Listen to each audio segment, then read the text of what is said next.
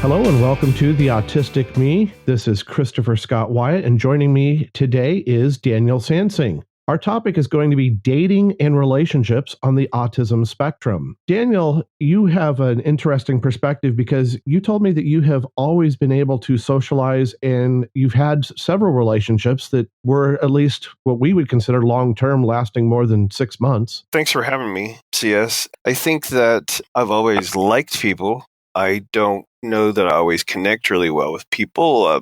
Have a lot of awkward exchanges going back a long ways, but I think I still have friends from elementary school, so people who accepted me just accepted me the way I was. I just thought it was a little bit different. It did make it a bit of a challenge to date, I would say. And, with my children growing a little bit older, I do wonder about how that's going to go for them or for my students who are trying to date and who have talked about it. I've had some students with ASD who have asked me, questions like, how do you know who's the one? Which I can't answer very accurately because apparently I had several who seemed to be the one for a while.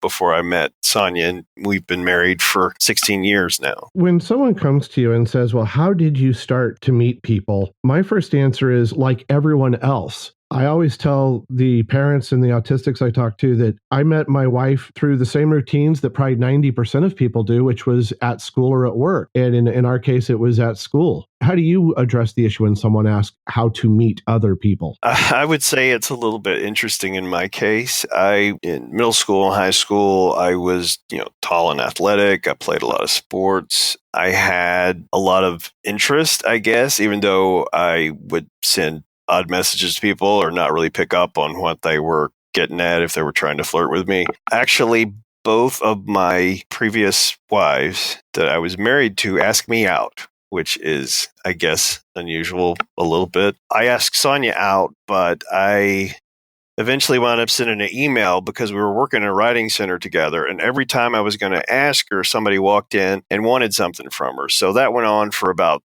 a week. And I just said, I'm going to send her an email and ask her out by email when we were both in graduate school. But, I was pretty good at getting phone numbers, but not so good at following up later. A lot of the typical dating rules or unwritten rules of dating, I didn't really follow those.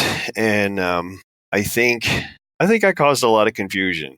I feel like I've left a wide swath of confusion behind me throughout my life because people are confused by me because I don't interact in the same ways that they typically expect. You said that you met your current wife of 16 years in a writing center. You might want to explain to the audience unfamiliar with the university setting, what is a writing center and how social is that environment? Well, it was actually a beginning of the year sort of a get together. We were brand new graduate students. And so there were graduate assistants and folks, a lot of us worked in the writing center as well as some taught classes. And we were just in that writing center environment where students usually come to get help, but we hadn't opened for the season yet. It was just a get together with graduate students, and I believe there were undergraduates there as well, but it was social gathering, and we knew each other for a couple of months in that environment before I asked her out. Your previous relationships, how did you go about the dating rituals that are common in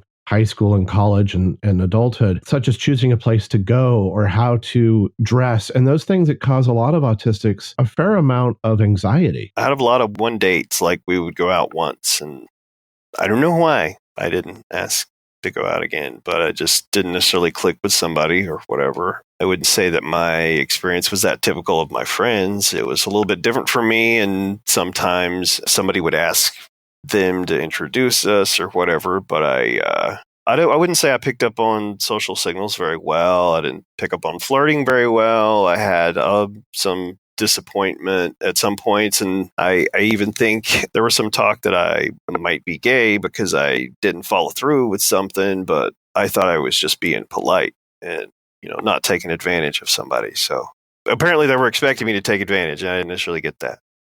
And where would you go for a date with someone? Where is an environment where you can relax and actually connect with an individual? All the typical things, I guess. Went to the movies, theater, dinner, all the typical stuff, I guess. I think I do fairly well one-to-one. I'm actually a lot more comfortable. I feel like I know the rules better. I feel like it's more controlled. I don't like small groups of people.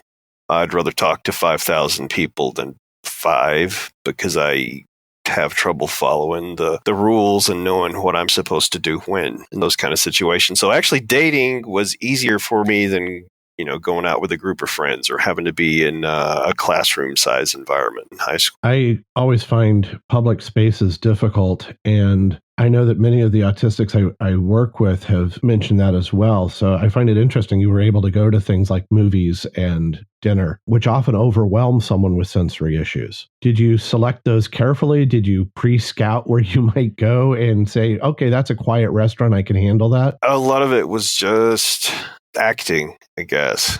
There was an expectation of certain things, and I had been just sort of plowing through difficulties since elementary school. If I wanted to go on a date, I would meet their expectations. That's not to say that it always worked out well for me. I think that some of the negative behaviors that I had in response to that were forcing myself to do that. But at the same time, I probably benefited somewhat because I do have a capacity to, at least for a period of time, overcome whatever it is that I'm having to deal with from a sensory standpoint. In terms of helping the relationship last and become stable, how important do you believe it was for you to disclose the challenges you faced and to be open about your experiences neurologically, cognitively, with executive function, et cetera, with your partners? I always talked about it, and I actually got to a point where I would just pretty much say up front, and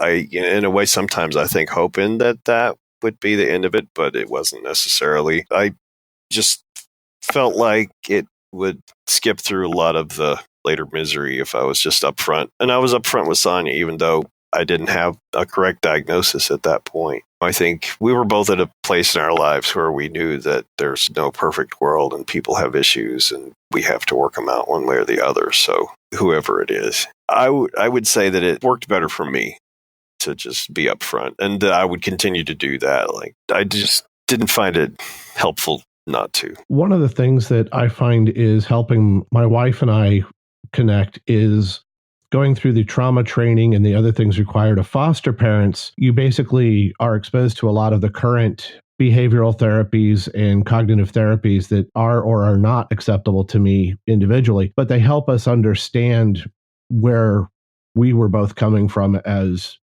teens and adults. Have you found that having any supports outside of just the two of you has helped you in any way? Oh, yeah, it helps. And I even several times have brought Sonia along with me when I went to see the psychiatrist who was treating me for ADHD, for example. I like third-party perspective. I think it's helpful sometimes. Like, there are things that I would forget when I was going to talk to the doctor that Sonia would remember. So, I went through a lot of therapy in my 20s, like 20 to 30. I was treated but not very effectively for depression.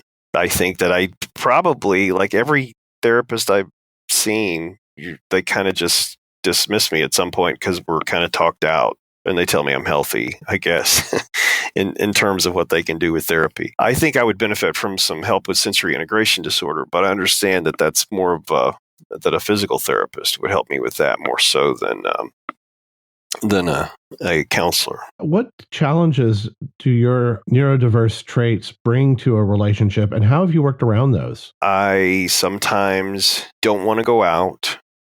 Sonia will want to go out, and I'm just exhausted, and work takes a lot out of me. Working with students, working with colleagues, I'm pretty exhausted when I get home. So sometimes she'll want to go out, and I don't feel like it. She likes to do things. We do occasionally get together with another couple or something like that and have dinner, but it's also tricky because we have Ian and don't really feel comfortable putting it on the kids, our other kids, to deal with him, and having a babysitter who's equipped and trained well enough to take care of him is another issue. That's difficult. Also, some of my sensory problems are difficult. I can't stand the sound of her biting down on a fork when she eats. I know that doesn't really seem like a big deal, but the pitch gets to me. And, sometimes when she eats certain foods, there's the sound of them hitting her teeth, sort of. It causes physical pain. That's about the best way I could describe it. But that can be difficult. And, even when I'm trying and I'm, grabbing my headphones to put on my headphones, and sometimes it seems like that hurts her feelings too. So that's a challenge. I could imagine it would be difficult for anybody with those kinds of issues, but I would say that it's easier to know what's going on and that it's gotten better, honestly. When a student or one of your children comes to you and says, I want to meet a boyfriend or a girlfriend, and this happens to me fairly frequently, they know that I'm neurodiverse, it's not uncommon for a young man or a young woman to say, I want a relationship. What do I do? I always feel like I don't have the answer. So, and I just bluntly say, I don't know what you need to do. Let's talk about what you enjoy doing. And maybe there's some groups or activities you can engage in where you'll meet people. But that's the best I can offer. How do you approach that problem? I just tell anybody who asks me that I'm probably the last person on the planet you should ask about dating advice or relationship advice. It is a little bit funny. And I've seen some students the last few years that I got close to, worked with a lot in the writing center or had in class, and they're really wanting to date and they're trying to date. And I think it's a real challenge. And honestly, neurotypical people know there's a difference. I think it's a little harder with somebody like me to see it, but it doesn't take that long if you talk to me, for a few hours. So I can't imagine anybody who went out on a date with me and didn't realize there was something different about me within 20 or 30 minutes. But I think it's difficult for them because they don't want to disclose. So many of the students I see really kind of want to keep it hidden, and they frequently want to leave high school behind if they had accommodations and those kind of things. But it's going to be obvious to the neurotypical students. Do you think some of the pressure to find a partner or to be romantically attached is a social pressure, or is it a genuine desire for a companion? I think everybody's a little bit lonely sometimes, especially, and that's true for neurotypical people as much as it's true for people with autism. But I think people want to reach out and connect, and they want to have those kinds of bonds, and autism is a challenge that makes it even more difficult to do that in many ways. I think if you dig long enough, even neurotypical people and just regular folks, they got something. So we all got problems. One of the things I found interesting recently was a young man who kept saying that he wanted a partner. And when I asked why, he said, well, all my friends have one, so I need one. It was more about fitting in and being perceived as normal to have that relationship instead of, well, I'm feeling like I would really appreciate and gain something with a relationship. It was more, if I had a partner, I would be more like everyone else in my dorm. I guess it's everybody's supposed to wear shoes and a shirt. When you go in certain restaurants, it's sort of a rule, I guess. It's being interpreted as a rule. A lot of my happiest friends, I think, are still single and have stayed single. So I don't, when I talk to students, sometimes I'll say, well, why do you think you need to do that? And they don't always have an answer. So I think there's social pressure. I think there's family pressure. I think there's just the longing to connect too. But anybody who's been in a long-term relationships can tell you pretty fast. Relationships are not for everybody. And if you're not really, ready to work at it, you probably are not in a position to do it successfully. One of the things that I have noticed as I approach 50, most of my friends have had multiple marriages or at least multiple long-term relationship. My wife and I have been together for 27 years with some challenges along the way, certainly.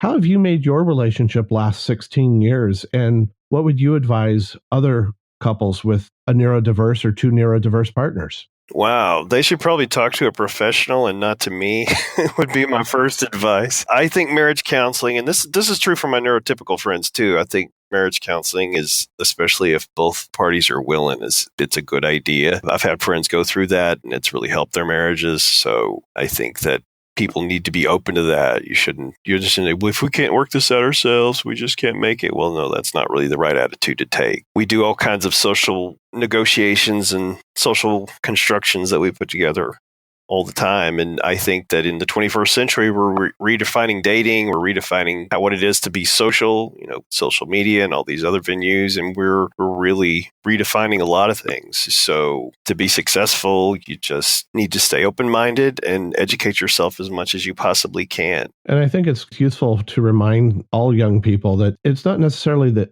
you're going to meet a soulmate, but that you're going to meet someone that you can make an ongoing effort with and continue to work on the relationship year after year. It's not magic. Sure. No. And it's going to take a lot of listening, and you may not want to be quiet and listen for a while, but the better you listen, probably the better you're going to choose your words when you do speak. So that's something I've had to learn the hard way. You have been listening to The Autistic Me with our guest, Daniel Sansing. I'm Christopher Scott Wyatt, and I look forward to our next meeting.